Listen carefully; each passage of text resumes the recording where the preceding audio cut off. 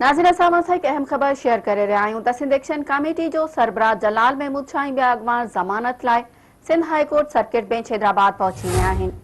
नाज़रीन जलाल महमूद शाह, सैयद ज़ैन शाह, रोशन बुरड़ो ऐं सज्जाद चांडियो ऐं ॿियनि अॻवाननि सिंध हाई कोर्ट में ज़मानत लाइ दरख़्वास्त दाख़िल कराए छॾी आहे।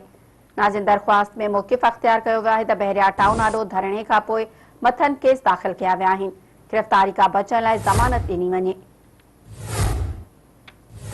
नाज़रीन असां हिकु भेरो ॿीहर ॿुधाईंदा हलूं त सिंध एक्शन कमेटी जो सरबराह जलाल महमूद शाह ऐं ॿिया अॻवान ज़मानत लाइ Sindh high court circuit bench Hyderabad पहुची विया आहिनि। नाज़रीन जलाल महमूद शाह, सैयद ज़ैन शाह, रोशन बुरड़ो ऐं सज्जाद चांडियो ऐं ॿियनि अॻवाननि सिंध हाई कोर्ट में ज़मानत लाइ दरख़्वास्त दाख़िल कराए छॾी आहे। दरख़्वास्त में मौक़िफ़ अख़्तियार कयो वियो आहे त बहरिया टाउन आॾो धरणे खां पोइ मथनि केस दाख़िल कया विया आहिनि। गिरफ़्तारी खां बचण लाइ ज़मानत ॾिनी वञे। ख़बर अव्हांखे ॾियूं पिया नाज़रीन त सिंध एक्शन कमेटी जो सरबराह जलाल महमूद शाह ऐं ॿिया अॻवान ज़मानत लाइ Sindh high court circuit bench Hyderabad पहुची विया आहिनि। जलाल महमूद शाह, सैयद ज़ैन शाह, रोशन बुरड़ो ऐं सज्जाद चांडियो ऐं ॿियनि अॻवाननि सिंध हाई कोर्ट में ज़मानत लाइ दरख़्वास्त दाख़िल कराए छॾी आहे।